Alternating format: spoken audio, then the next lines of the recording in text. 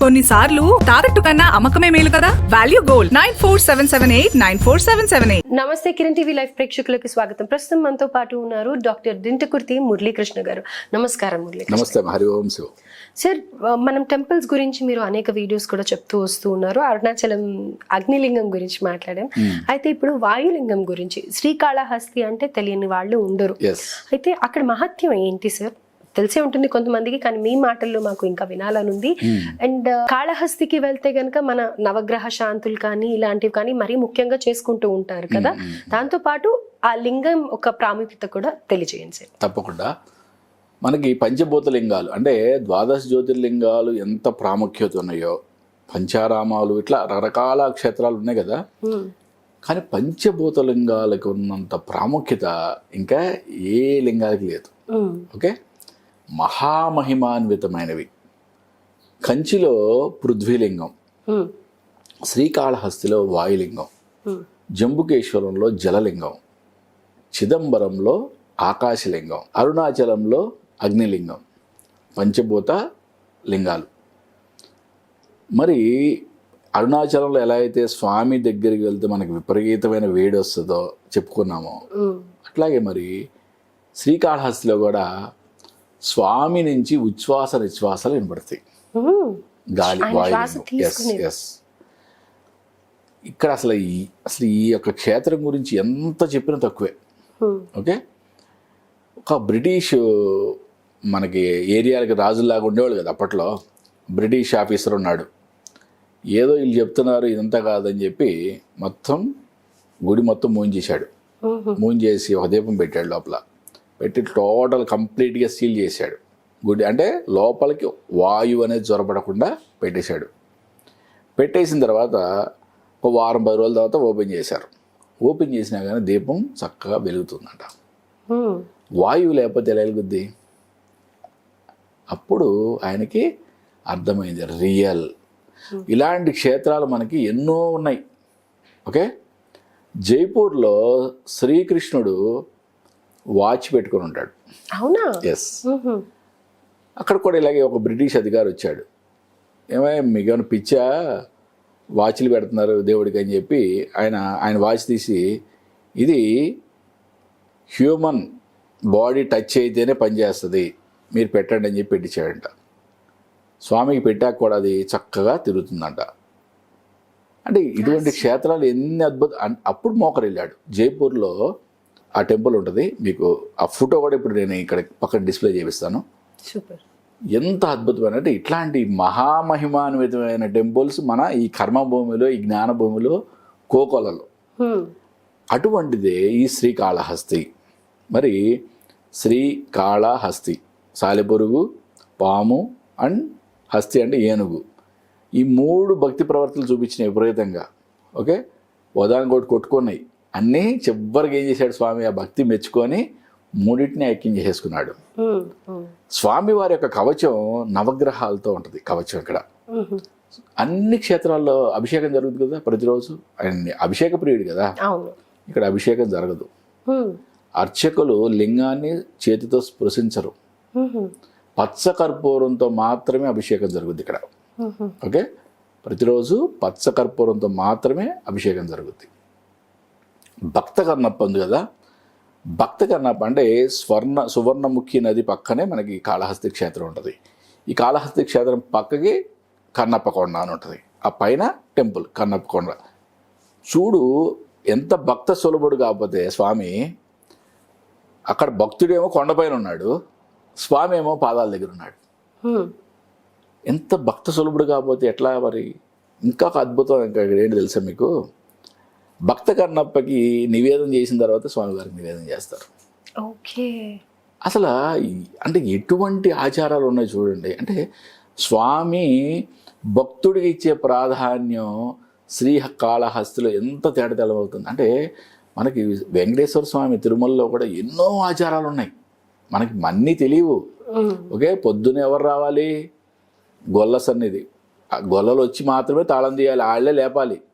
స్వామికి వెన్న పెట్టాలి ఫస్ట్. ఆయనకి మొహం కూడా కడుక్కోలేదు ఆయనకి ఫస్ట్ వెన్న పెట్టి లేపాలి. ఇవన్నీ ఆచారాలు ఉన్నాయి. ఎందుకు ఉన్నాయి అంటే స్వామి భక్త సులభుడు అని చెప్పడం. అంటే భక్తుడితో మాట్లాడి ఆయన కలిసి ఉంటాడు, భక్తుడికి ఇచ్చే ప్రాముఖ్యత ఎక్కువ ఉంటుందని చెప్పడం అనమాట. అలాగే ఇక్కడ భక్త కన్నప్పకి నివేదన జరిగిన తర్వాత స్వామివారికి నివేదన చేస్తారు. నెక్స్ట్ శివరాత్రి ఉత్సవాల్లో కూడా భక్త కన్నప్పకి ఉత్సవం జరిగిన తర్వాతే స్వామివారి ఉత్సవాలు జరుగుతాయి. ప్రపంచం అంతా సరే, ప్రపంచం అంతా మరి దేవాలయాలు, హిందూ దేవాలయాలు అంటే వాళ్ళు ఉన్నాయి, ఒకప్పుడు లేవేమి. ప్రపంచం అంతా కూడా సూర్యగ్రహణమో చంద్రగ్రహణం వస్తే అన్ని దేవాలయాలు మూసేస్తారు. కానీ ఈ దేవాలయంలో ప్రత్యేక పూజలు జరుగుతాయి. కాళహస్తిలో ప్రత్యేక పూజలు జరుగుతాయి. అంటే గ్రహ సంబంధమైన అంటే శాంతి ఇక్కడ చేసుకోవచ్చు అని చెప్పడానికి ఇంతకన్నా అద్భుతమైన ఉదాహరణ అవసరం లేదు. మరి అమ్మవారి వడ్డానం ఎవరున్నారు? కేతు గ్రహం ఉంది. కేతు అనే పాము అమ్మవారు వడ్డానంగా పెట్టుకుంది, జ్ఞానప్రసూనాంబ. స్వామివారికి నవగ్రహాలతో కవచం ఉంది. అంటే నవగ్రహాలకు సంబంధించి స్వామి యొక్క అధీనంలో ఉన్నాయి అని చెప్పి చెప్పకనే చెప్పేశారు. ఫస్ట్ ఆఫ్ ఆల్ రాహుకేతువులకు సంబంధించి, అంటే రాహుకేతువులు జ్యోతిష్య శాస్త్రంలో చాలా బలమైన గ్రహాలు. అవి ఎటువంటి గ్రహం పక్కన ఉన్నా సరే వాటి యొక్క బలాన్ని మొత్తం కూడా ఇవి తీసేసుకునేంత శక్తివంతమైనవి. ఓకే. అటువంటి శక్తివంతమైన గ్రహాలు మనకి జాతకంలో ఏమైనా అంటే కొన్ని ప్రాబ్లమ్స్ క్రియేట్ చేస్తే ఇక్కడ ఆ దోషాలన్నీ కూడా పరిహారం అవుతాయి అని చెప్పి చెప్పచ్చు. అంటే ఎంత ప్రతిదీ కూడా అంటే దేవాలయంలో ఉన్న ప్రతిదీ కూడా అద్భుతాలే. యమధర్మరాజు ప్రతిష్ఠ చేసిన లింగం ఉంది ఇక్కడ, ఇంద్రుడు ప్రతిష్ఠ చేసిన లింగం ఉంది, చిత్రగుప్తుడు ప్రతిష్ఠ చేసిన లింగం ఉంది.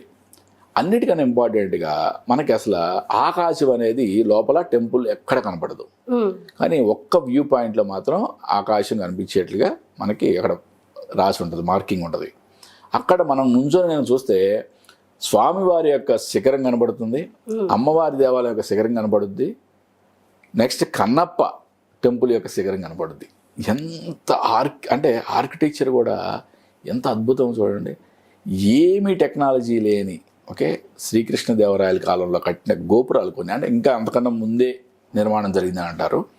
బట్ అంటే అప్పట్లో అసలు ఏం టెక్నాలజీ లేనప్పుడే ఇంత అద్భుతమైన కట్టడాలు ఎలా కట్టగలిగారు. మళ్ళీ ఇక్కడ నవగ్రహాలు స్వామివారి కవచంలో ఉన్నాయి. అన్ని టెంపుల్స్లో ఉన్నట్టుగా నవగ్రహాలు సపరేట్గా ఉండవు. ఓన్లీ శనైశ్వరుడు మాత్రమే ఉంటాడు ఇక్కడ. అది కూడా ఒక అద్భుతం. పాతాళంలో విఘ్నేశ్వరుడు ఉంటాడు, చాలా కిందకి వెళ్ళి ఆయన దర్శనం చేసుకోవాలి. ఇక్కడ 4 దిక్కులు చూస్తూ ఉంటారు. గణపతి ఒక దిక్కు చూస్తూ ఉంటాడు. ఇక్కడ మన ఉండే శివుడు ఒక దిక్కు చూస్తాడు, జ్ఞాన పరశురాంబ ఒక దిక్కు చూస్తూ ఉంటుంది, దక్షిణామూర్తి దక్షిణంగా చూస్తూ ఉంటాడు. 4 దిక్కులు 4 దేవతలు చూస్తుంటారు. అంటే టోటల్గా కంప్లీట్ ప్రొటెక్షన్. ఈ దేవాలయం టోటల్ నలుదిక్కులా నేను ప్రొటెక్ట్ చేస్తున్నానని చెప్తున్నాడు ఆయన. దూర్జటి కవి ఉన్నాడు కదా, మహాకవి, ఎవరైతే శ్రీకాళహస్తి శతకం రాశారో, అంటే ఇక్కడ మనకి ఈ కాళహస్తి క్షేత్రం, కాళహస్తిలో ప్రతిదీ కూడా భక్తుడికి చాలా పెద్దపీట వేశాడు స్వామి అని చెప్పుకుంటాం కదా. దూర్జటి కవి కాళహస్తీశ్వర శతకం రాశాడు ఆయన, మహా గొప్ప కవి. ఆ గొప్ప కవి ఆయన యొక్క సమాధి కూడా ఆ దేవాలయం దగ్గరలోనే ఉంది. అంటే భక్త సులభుడు, భక్తుడికి చాలా ఇంపార్టెన్స్ ఇస్తాడు దేవుడు అని చెప్పి క్షేత్రం చాలా మనకి ప్రముఖంగా కనపడేది శ్రీకాళహస్తి. అయితే సార్ ఇక్కడ మేజర్గా జాతకంలో ఏ పెద్దగా ప్రభావం ఉంది, మన లైఫ్ ముందరికి వెళ్ళట్లేదు అనుకున్నప్పుడు ఏ గ్రహానికి అక్కడ వెళ్ళి పూజ? అన్ని గ్రహాలకి ఆ స్వామి యొక్క అధీనంలో ఉంటాయి. కానీ ఇక్కడ ప్రముఖంగా జరిగేది రాహుకేతులు సంబంధించిన ఎటువంటి కాలసర్ప దోషమైన, ఎటువంటి రాహు సంబంధిత దోషమైన, ఎటువంటి కేతు సంబంధిత దోషమైన కూడా ఇక్కడ పరిహారం జరుగుతుంది. కాబట్టి ఇది మహా అద్భుతమైన క్షేత్రం. కాబట్టి ఇప్పుడు ఒకప్పుడు చాలా అంటే పెద్దగా ప్రాముఖ్యం తెలవనప్పుడు చాలా తక్కువ మంది ఉండేవాళ్ళు. ఇవాళ కొన్ని వేల మంది, రోజుకి కొన్ని వేల మంది మరి రాహుకేతు పూజలు చేసుకుంటున్నారు. అంటే ఈ క్షేత్రం యొక్క గొప్పతనం కాకపోతే ఇవాళ ఎంత అద్భుతంగా క్షేత్రం విరాజిల్లుతుంది. ప్రతినిత్యము స్వామివారి యొక్క కళ్యాణం జరుగుద్ది, ప్రతినిత్యము స్వామివారి యొక్క వైభోగం, అంటే స్వామివారికి అభిషేకం జరగదు కదా, ప్రతినిత్యం కూడా పచ్చకర్పూరంతో అభిషేకం జరుగుతుంది. మళ్ళీ ఇక్కడ దక్షిణామూర్తి స్వరూపం కూడా చాలా గొప్ప. ఒక చాలా ఇంపార్టెంట్ మూర్తి అని చెప్పుకోవచ్చు. ఈ స్వామివారి ఆరాధన కూడా ఇక్కడ చాలా ఇంపార్టెంట్. ఆ మూర్తి ఎక్కడ ఉంటుంది సార్? మనం ఎంట్రన్స్ నుంచి మనం దర్శనానికి స్వామివారి దర్శనానికి వెళ్తుంటే ఫస్ట్ మనకు కనపడేదే దక్షిణామూర్తి. దక్షిణామూర్తి దగ్గర అంటే జ్ఞానానికి సంబంధించి, విద్యకి సంబంధించి, పిల్లల యొక్క విద్యకి సంబంధించి అక్కడ స్వామివారి దగ్గర అర్చన చేయించుకోవడం అనేది చాలా అద్భుతం.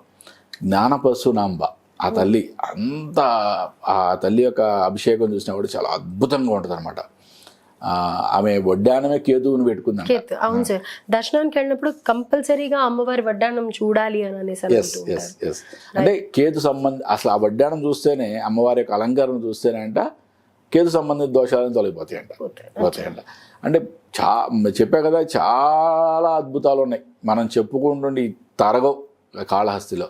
కాకపోతే ఒకటి ఏంటంటే, అది రియలా లేకపోతే తప్ప లేకపోతే ఒక మూఢనమ్మకమా అనేది నేను కొట్టిపరేయలేను. కానీ ఒకటి మాత్రం క్లియర్ చేయాలి నేను. ఒకటి అంటే, చాలామంది అన్ని దేవాలయాలు తిరిగి కాళహస్తి వచ్చి ఇక్కడి నుంచి డైరెక్ట్గా ఇంటికి వెళ్ళాలి, ఎక్కడికి వెళ్ళకూడదు, వెళ్తే మంచిది కాదు అనే ఒక భావన ఉంది.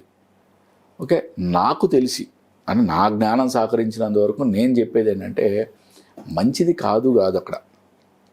అంటే ఇక్కడికి వచ్చిన తర్వాత, ఈ కాళహస్తి క్షేత్రం దర్శించిన తర్వాత నీకు ఎటువంటి అవసరం లేదు.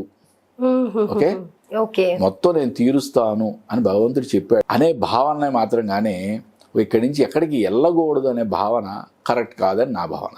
Right sir. అంటే ఆ టెంపుల్ యొక్క ప్రాముఖ్యత తెలియజేస్తూ, ఎందుకు వెళ్ళాలో చెప్తూ, అట్ లాస్ట్ మా అందరికీ ఉండే ఆ పెద్ద డౌట్ ఉంది చూసారా, అంటే ఏదైతే నవగ్రహాలకి ప్రదక్షిణలు చేసిన తర్వాత కాళ్ళు కడుక్కొని ఇంటికి వెళ్ళాలి, లేకపోతే కాళ్ళు కడుక్కొని వేరే దేవుడు దర్శనం చేసుకోవాలి అనేది ఎట్లయితే నమ్మకం ఉందో జనాలకి, సో ఇది కూడా అలానే ఉంది. చాలా మంది నిజంగా నాకు డౌట్ రాలేదు. కాళహస్తి నుంచి మళ్ళీ అంటే అమ్మవారి దర్శనం కాలేదనుకోండి, కాకపోతే ఇంక టైం లేదు, కాళహస్తి వస్తారు, కాళహస్తి నుంచి ఇంకా అమ్మవారిది మళ్ళీ వెనకాల దర్శనానికి ఇంటికి వచ్చేస్తారు. అంటే నా భావన ఏంటంటే, స్వామి ఏం చెప్పాడంటే, ఇక్కడికి వస్తే నువ్వు మళ్ళీ ఇంకెక్కడికి వెళ్ళాల్సిన అవసరం లేదు అని చెప్పాడు, అంతవరకే, కానీ ఎక్కడికి వెళ్ళొద్దని చెప్పలేదు. నా భావన అది. Right sir. సో మంచి మంచి విషయాలు తెలియజేశారు సార్, ధన్యవాదాలు. నమస్తే. హరి ఓం శివ.